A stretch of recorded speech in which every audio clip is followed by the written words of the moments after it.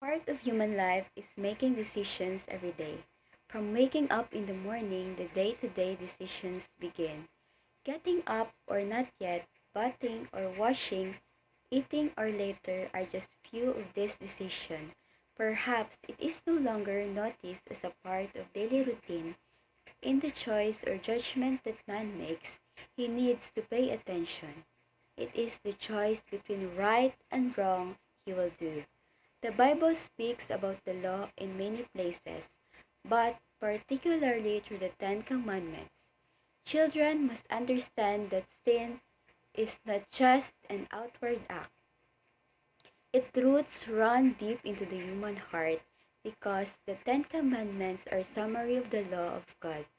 They can usually be used to illustrate our problem. God helps us in many different ways to live a moral life. He gives us grace which awakens in us the desire to say no to temptation and sin and to choose only that which is good. He also teaches us how we should live. One way he does this is giving us law to guide our action.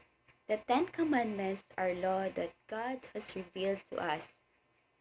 Heeding the guidance God gives us in the commandments, He will help us know how to serve God and how we should live with each other.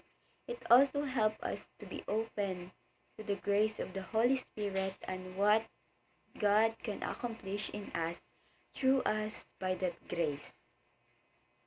It is almost unbelievable that God gave His children the unique and sacred power in Him, the power to create life.